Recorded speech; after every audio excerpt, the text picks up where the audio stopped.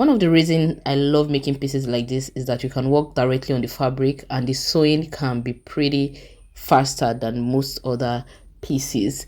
Also, a particular size can fit into a wide range of women. You're welcome to another tutorial. My name is KIMONO. This is KEMAFreak. This video is one part of our Style My Bump series. You can check out the other videos in this playlist. I will drop the link in the description box. Without further ado, let's get on to it.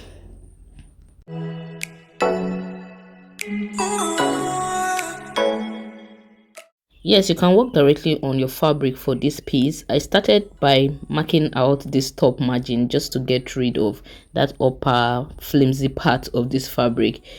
Now I am marking the neck depth of 4 inches and the neck width of 4 inches. You can modify this if you want a wider neckline or a smaller neckline. I marked out the shape of my neckline curve right there. Then I'm marking out my shoulder width of 16 inches divided by 2, that's 8, and then creating the shoulder slant right there. Because this is a kimono, I extended the shoulder line into the sleeve, and you will need to take the measurement from the center of the neck to the part of your arm where you want the sleeve to end and mark it like so. Here I'm marking the width of my armhole. I made use of about 10 inches. You can modify this as you wish. Okay, so 10 inches was just like average. It wasn't too wide, it also wasn't too small for my arm. You can measure around the arm and just add some ease to it. So here is my half length and I'm drawing the waistline right there. This is just going to help me blend my sleeve into the other part of the outfit. So here I am marking the waist circumference divided by 4. Remember that this is a shift dress, so you want to add some ease, and because this is part of the Style My Bump series, I actually added a lot of ease to this one. I will normally make use of like 1 inch ease for shift dresses, but then for this one I added I think about 2 inches thereabout. So you can modify the ease you're adding as well. So I made use of my curve just to connect the arm opening to the waistline like so. Then I went ahead to mark the length of this dress. I made use of a length of 40 inches initially, but I eventually cut out the length further to make it shorter because it just looked better when it was shorter. So along here I just took out an inch from the measurement I used for the waistline just to taper it downward a little bit, so the hem is just a little smaller than the waistline. You can also make it straight. Actually, there is no hard and fast rule. So here I am adding a seam allowance of 2 inches. I love to make use of a wide hem fold. Okay, I like to fold I like to fold the hem of pieces like this using a wide 2 inches fold. It just look better. And along the side I added an allowance of 1 inch. Along the neckline, the shoulder / sleeve line, I added ½ an inch, and also at the armhole, because I'll be adding a band to the arm here, I made use of seam allowance of just ½ an inch as well. So here I'll be using the front pattern as a guide to cut out the back. You can actually cut out the two at the same time if you know how to fold your fabric. So there I marked out the margin for the back just so I can measure the depth of the neckline I want for the back. That's just the major difference between the back and front here. That's neck depth and buttonhole if you're making use of one. So the neck depth I used here was ½ an inch, and that was because I knew that ½ an inch will form part of the allowance. So at the end of the day, my back neck depth will be 1 inch after folding in ½ an inch as seam allowance. Then I went ahead to cut out the other part just the exact same way I did for the front. So right now I want to create a slit for the button. So I marked from the base of my neckline curve, I marked about 5 inches thereabout, and made use of my scissors to cut up to that point, and this will be an opening for the button, just so my head passes through this 4 by 4 inches wide neckline. So if you made use of a wider neckline, you may not even need to add a button or a zipper to this piece. Okay, so here I want to cut out the facing. I decided that the width of my facing will be about 4 inches, and I folded the fabric and placed it on the folded part of the back piece, and there I just cut out the same shape. So when you are creating the back facing, it has to be longer than the extent of your back slit. Okay, you understand what I mean, right?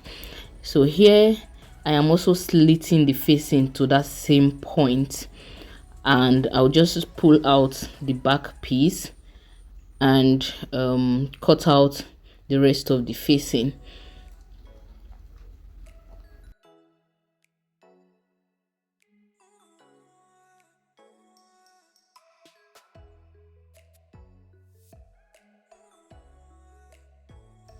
I repeated the entire process for the front facing, just that for the front, because there's no slits or anything, I just made use of 4 inches all round the neckline for the width of my facing.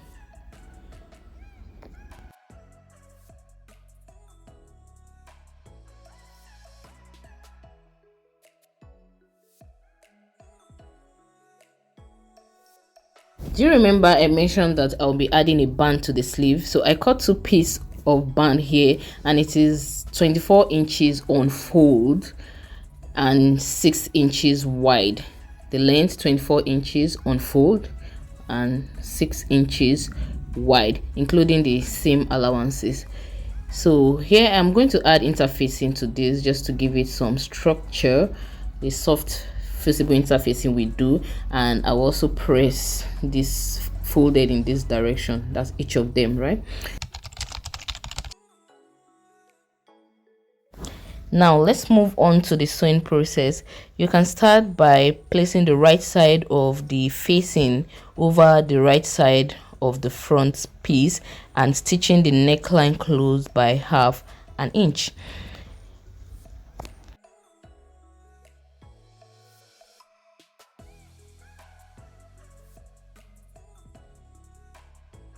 Having done this, go ahead and notch round that neckline, because the neckline is round, so you don't want to play with notches, right? So after that process, go give your seam a press, and then you can top stitch on the facing by about 1/8 to 1/4 inch, making sure that the seam allowance is towards the facing. So this is what I have for mine. After this process, still go ahead and pressing is very important.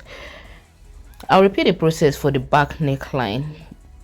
So for the back neckline, I added interfacing to the facing just so it's more structured and it relaxes properly.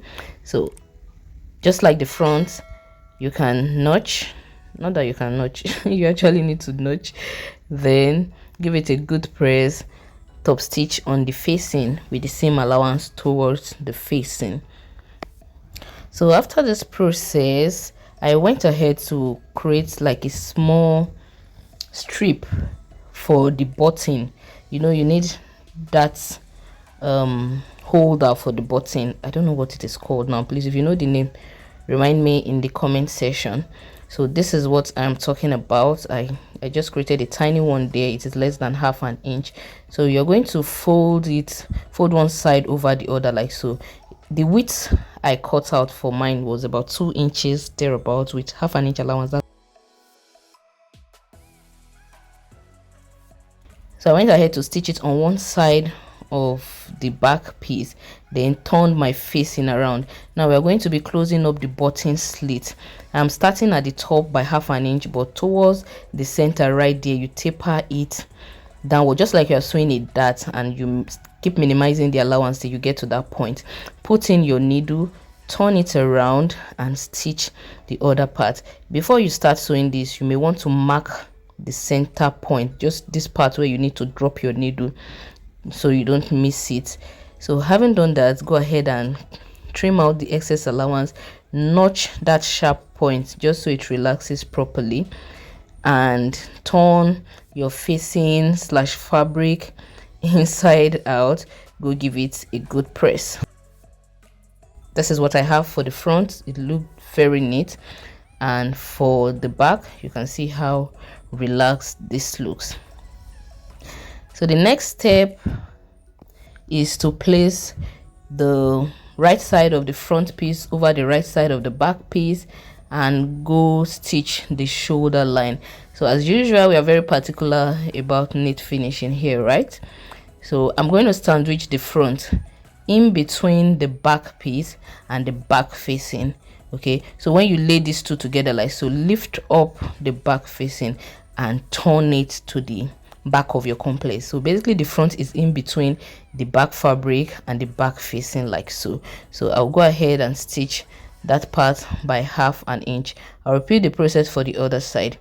So this is what I have for mine right here, and if you follow this process, this is what you will have on the inside. Just that cleanness on that side makes it look more professional. So next I'll be stitching the side seams together.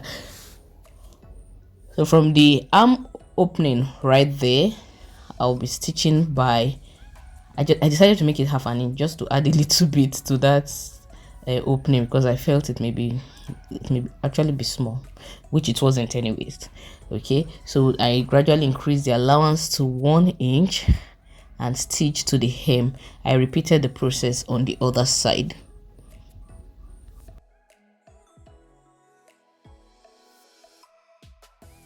After this, make sure that you notch that small curve at the armhole. It can make a huge difference when you place your notches where you ought to.